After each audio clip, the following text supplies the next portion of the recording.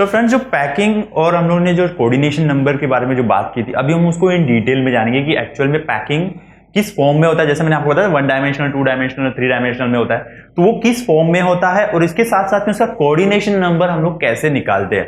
तो जैसे मैंने आपको बताया कि जितना ज्यादा कोऑर्डिनेशन नंबर होगा, जितना ज्यादा कोऑर्डिनेशन नंबर, उतना कॉम्पैक्ट पैकिंग रहेगा उसका। तो हम लोग क्या करेंगे ना, अभी इन डिटेल में पढ़ेंगे। सबसे पहले तो हम लोग पढ़ लेते हैं 1 डायमेंशनल।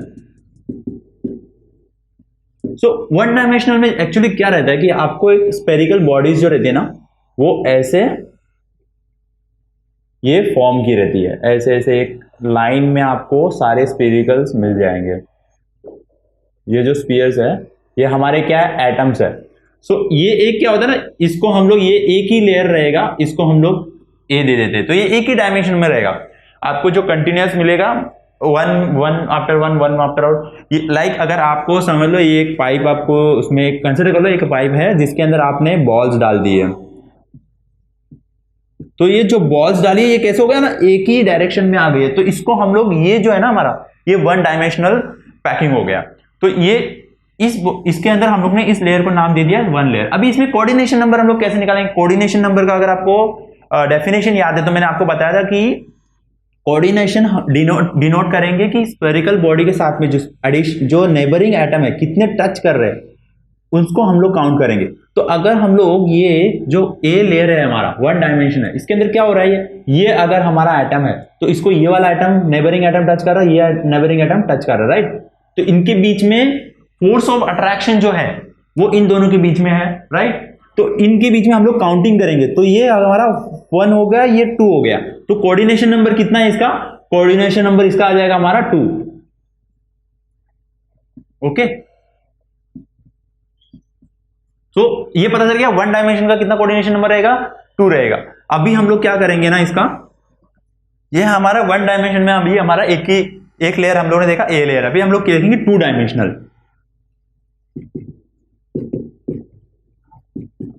तो देखो, अगर फ्रेंड्स, अगर अभी अगर एक चीज और बता देता हूं, अगर आपको याद है तो ये हमारा यूनिट सेल था, राइट। एक बार मैं फिर से यूनिट सेल जो आपके सामने क्रिएट कर रहा हूं उसको ध्यान में रखिएगा। ये यूनिट सेल के अंदर कैसे हो रहा है ना, हमारा वाई एक्सिस है, जेड एक्स एक्सिस है और जेड एक्सिस है। डायमेंशनल 1 डायमेंशनल अगर आप देखते हो ना, तो उसमें एक ही आपको एक्सिस मिलता है, ये एक ही एक्सिस है, चाहे इसको आप एक्स कंसिडर कर लो, वाई कंसिडर कर लो, ये मतलब एक ही एक्सिस में आपको मिल रहा है। तो ये एक्स एक्सिस हमारा समझ लो। 2 डायमेंशनल में क्या रहता है कि 2 एक्सिस इन्वॉल्व रहते हैं, वाई और एक्स, यानी ये हमारा मिलेगा। तो इसमें क्या होगा, एक लेयर आपकी ये रहेगी,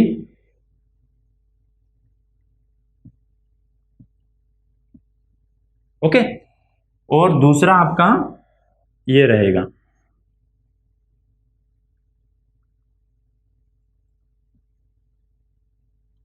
तो इसमें आप इसको कंसिडर कर लो ए और इसको बी।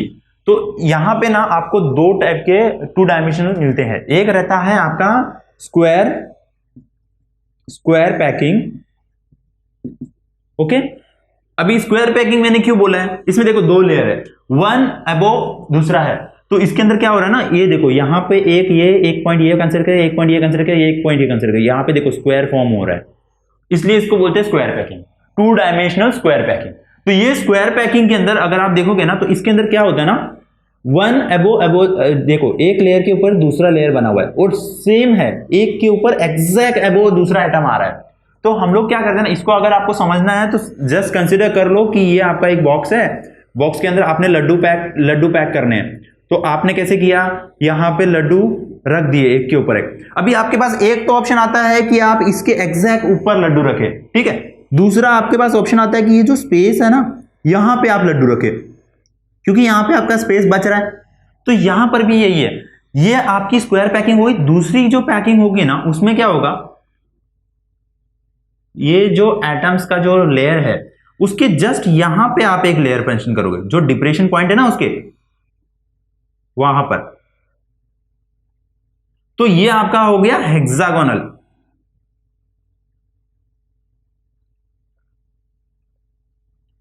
जस्ट मिनट, अगर अभी आप इसको एक और लेयर देना होगा ऐसे,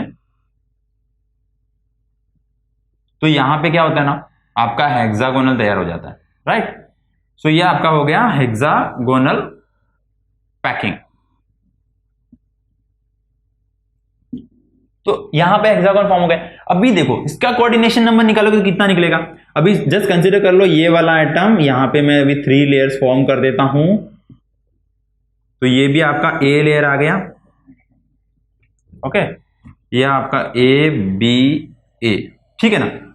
तो देखो यहां पे कोऑर्डिनेशन नंबर कंसीडर करने के लिए ये वाला अगर आपने कंसीडर किया तो इसको एक ये टच कर रहा है, ये टच कर रहा है, ये टच कर रहा है और ये टच कर रहा है, यानी आपको 4 एटम्स टच कर रहे हैं। तो यहां पे कोऑर्डिनेशन नंबर क्या आ जाएगा इसका 4। अभी इसको कंसीडर करोगे तो कोऑर्डिनेशन नंबर क्या रहेगा आपका 1 2 3 4 5 6। तो इसका कोऑर्डिनेशन नंबर क्या आ गया 6। तो यहां पे कोऑर्डिनेशन नंबर मिल गया, यहां का भी कोऑर्डिनेशन नंबर मिल गया। 1 डायमेंशनल देख लिया, 2 डायमेंशनल देख लिया। अभी हम लोग क्या करेंगे ना, अभी देखो यहां पर भी अगर आपने देखा तो आपके 2 ही एक्सेस अवेलेबल है। अभी तक हम लोग सिर्फ और सिर्फ 2 एक्सेस ही देख रहे हैं।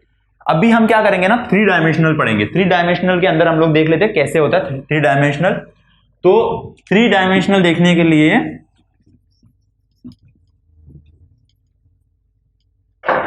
मैं यहीं पे थर्ड डायमेंशनल जो 3 डायमेंशनल हमारा पैकिंग है वो देखता, वो क्रिएट कर रहा हूं। वो देखो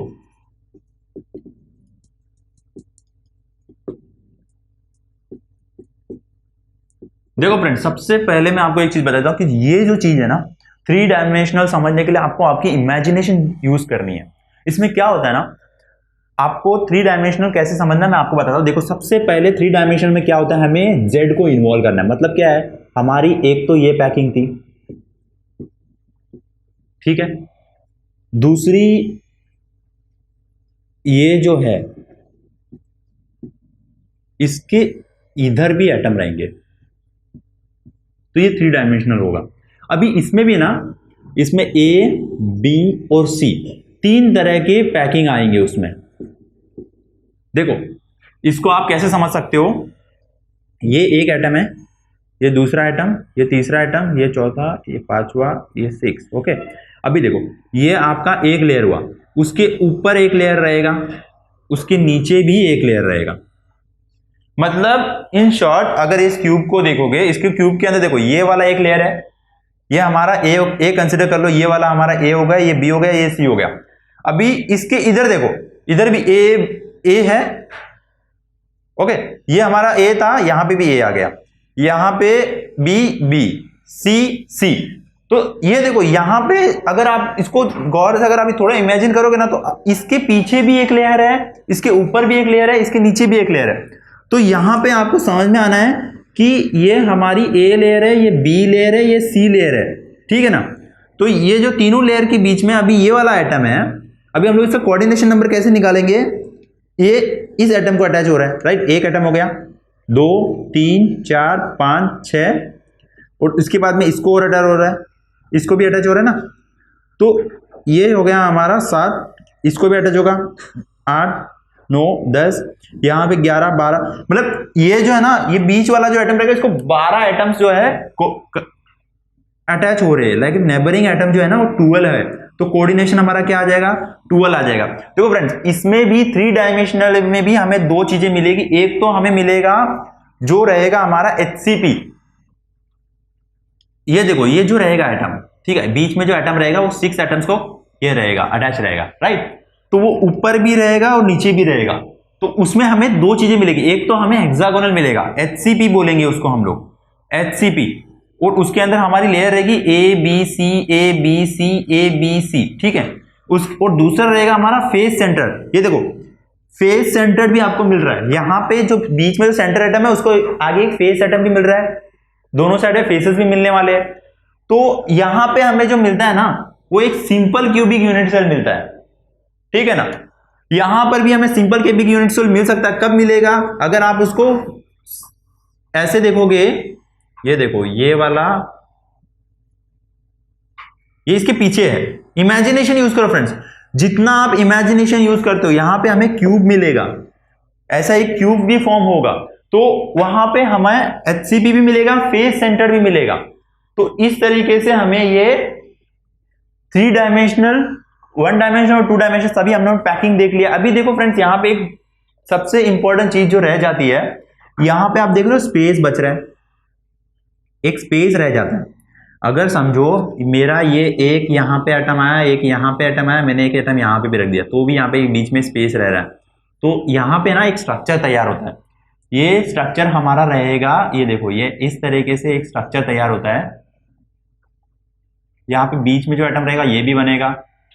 तो इस डायग्राम को क्या बोलते हैं, यहाँ पे एक एटम, यहाँ पे एक एटम, यहाँ पे एक एटम, यहाँ पे भी एक एटम, ठीक है ना। तो ये सारे पॉइंट्स जब हम लोग कनेक्ट करेंगे तो उसको बोलते हैं टेट्राहेड्रल बोलते हैं। तो ये जो है ना, ये बीच वाला जो स्पेस बच जाता है, इसको हम लोग बोलते हैं वॉइड। तो ये जो शेप तैयार हो ना, ये शेप को हम लोग बोलते हैं टेट्राहेड्रल। तो ये टेट्राहेड्रल वाला जो वॉइड है, स्पेस है, ये तैयार हुआ है यहाँ पे, ठीक है। और दूसरा एक और स्पेस तैयार होगा, अभी इसको कंसिडर करो। इसके अंदर हमने क्या किया, एटम्स को इसके ऊपर भी जब एटम आ जाएगा, ये इस तरीके से कंसिडर कर लो आप लोग।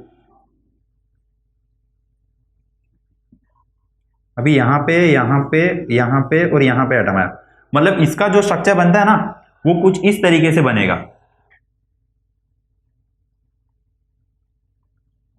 सेम स्ट्रक्चर यहां पे भी, उसको बोलते हैं ऑक्टाहेड्रल।